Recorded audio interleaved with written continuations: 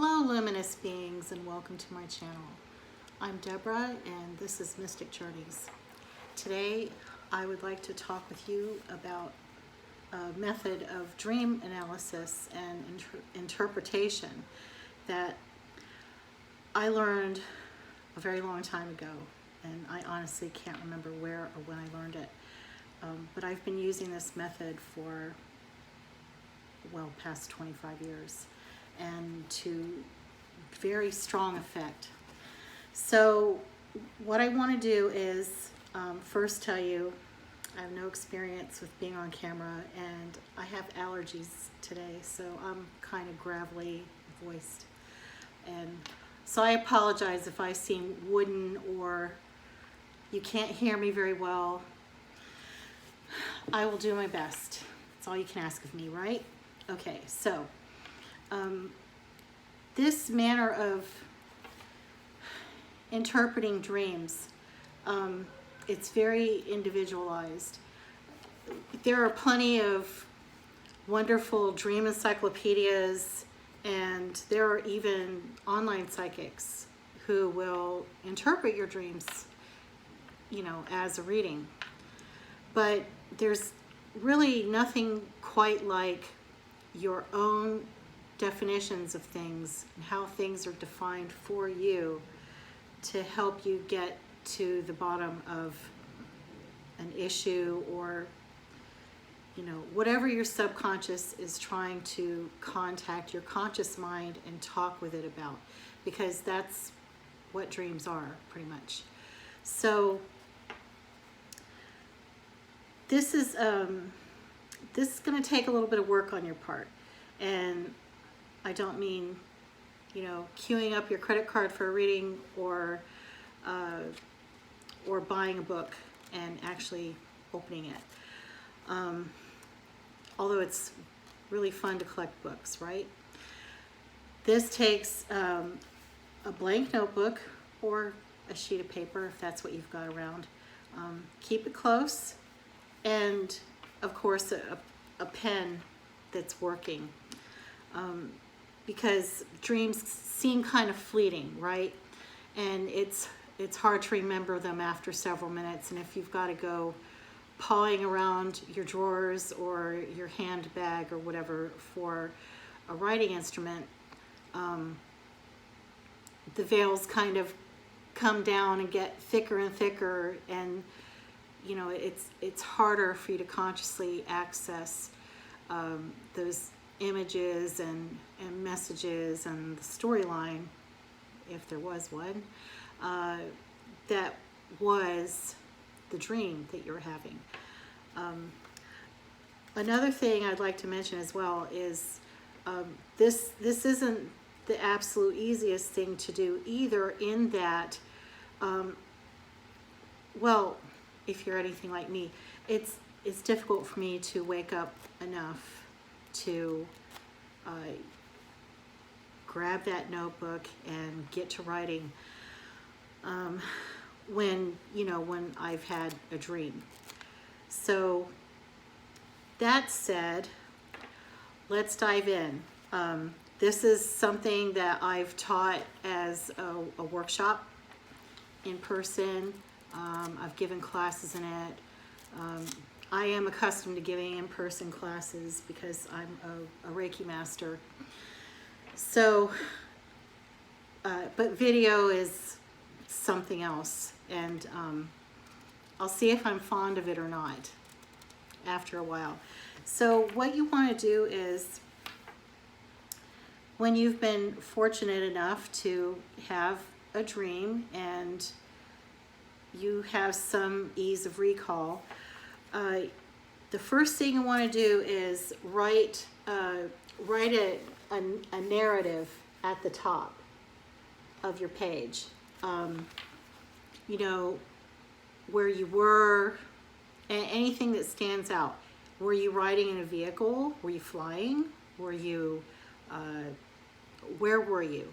You know, the where, the what was happening, any colors that stood out, any other details, you know, if there were other people or beings present, anything like that.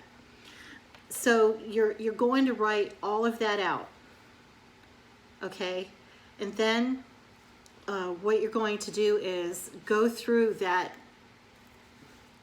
paragraph or two, or if it's very, very detailed, you're going to have your hands full. But I'm telling you, if it's detailed like that, there is a significant message involved, and doing this will be well worth your time.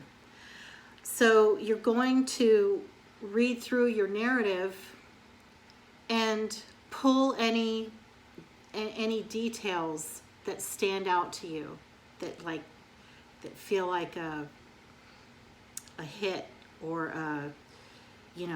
or something goes, like the light bulb goes off for you, or you have an emotional response to it, okay? So and you're going to write them, okay? This is where your narrative goes. I don't know if you can see this, but all right, your narrative goes at the top, right? But then you may have to begin on the next page if your narrative is long, but you're going to separate your information into columns, and this is where column 1 is going to be. So you're going to list your details in chronological order and try to keep them to one word. Like the color or the object or the animal or the feeling, because sometimes there's just, or the sensation. Sometimes we have sensations, sometimes we smell things in dreams, depending on how active your brain is when you're dreaming, or how good your recall is, or how thin the veils are for you, because they're thinner for some people. It's just how it is. And then there's some people who say they don't dream at all, but that's another video. Anyway, so you've got your first column, okay? So what you're going to do is draw a line down, and then just to the right of it, you're going to create column 2. And then in that column, you're not looking at the narrative anymore. You're strictly looking at your first list, one word at a time. And right next to that word, write the first thing that comes to your mind when you read that word. Write the very first thing that comes to your mind. And again, it's better to, not just because of the way they're spaced, but because of you'll see why. You want to keep it to one word. So whatever your response is, and if there's more than one word, that's okay. It'll come out in the wash, but try to keep it really concise and simple like that. That's going to serve you best when you're attempting to interpret your dream. Okay, so I shouldn't say attempting, because you're actually going to do it. All right. And then once you've created column 2, you could probably predict what's coming up, right? You're going to create column 3. Yes, I told you it was a little bit of work, but trust me, it's worth it. So when you go to create column 3, you are no longer looking at your narrative. You're no longer looking at your first column. You're strictly looking at the second column. And again, right next to each word, you're writing the very first thing that comes to your mind when you read that word. Your first response is your most authentic and your most real. So what happens a lot of times is column 3 ends up looking quite different from the narrative. And so dreams that people call nightmares, this is actually really constructive for those particularly. You can interpret any dream with this method, but I say constructive because nightmares are very jarring and upsetting, and sometimes it can ruin your whole day if you're good at recalling or you're in a vulnerable space in your life, or something's happened, or you're worried about something happening, that's a bad habit, right? Worry. But by the time you've gone through all of this, what you've gleaned in column 3 is your actual emotional landscape around an issue. And in most cases, that issue will become clear to you by the time you've followed these steps. And I'm not sure if you've heard of this. You can comment below and tell me if you have. But there's a therapeutic method called story shifting, and it helps people who've been through trauma, or just any instance where they are left feeling ripped off and angry, and it helps them see the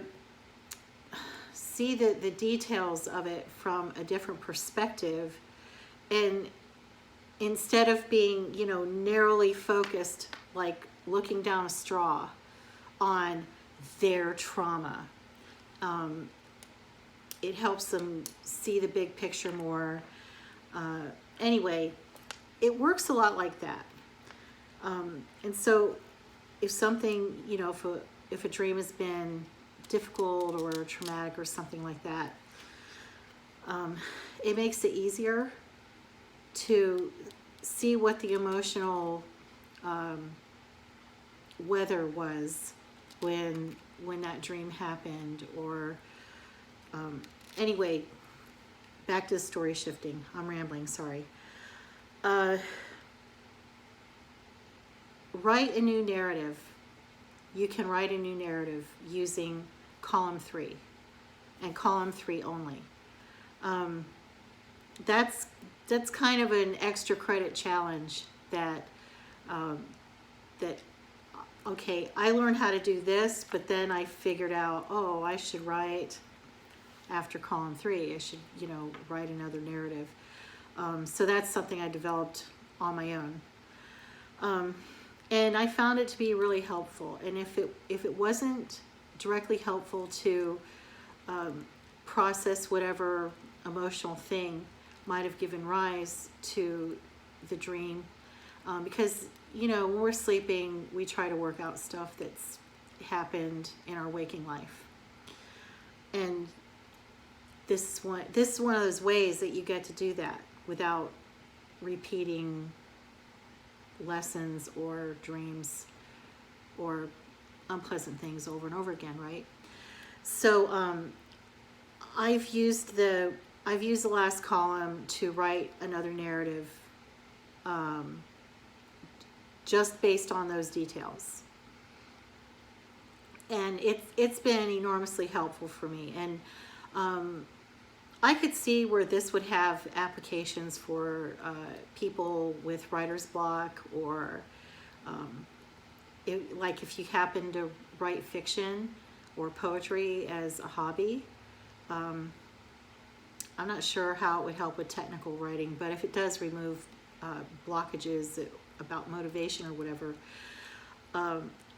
then yeah, it would be applicable and helpful. But this whole thing, there's nothing negative about it at all, and this practice will only help you. So I encourage you to give it a try. Now that I've thrown it up on YouTube for free, because you know, this isn't a workshop, but we could treat it like one. You could tell me what you think in the comments. I don't interpret other people's dreams, so can't help you there. So anyway, that's it. I hope this helps you. I hope you enjoy it, and I hope you'll remember to like the video if it helped you, and consider subscribing, and definitely share it around if you think your friends would enjoy it. All right, that's it for now. Thanks for joining me, and have a blessed life. Be well.